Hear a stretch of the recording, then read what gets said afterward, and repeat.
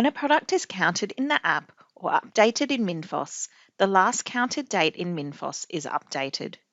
Running a report for products that have not been counted enables you to check these products in case any were accidentally missed when the stock count for the stock take was performed. This report should be run regardless of the counting method that you have used.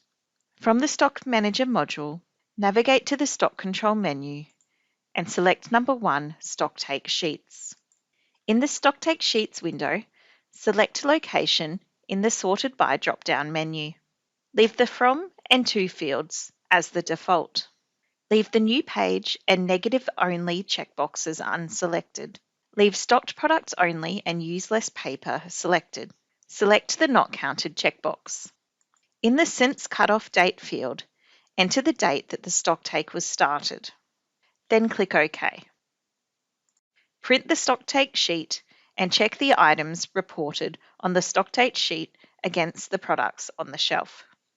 If any of the products have been missed in the initial count, record the correct quantity on the printed stocktake sheet in the Count Adjustment column. After you have checked all of the listed products, you can enter any not counted stock via rolling stocktake. Watch the next video in this series to learn more.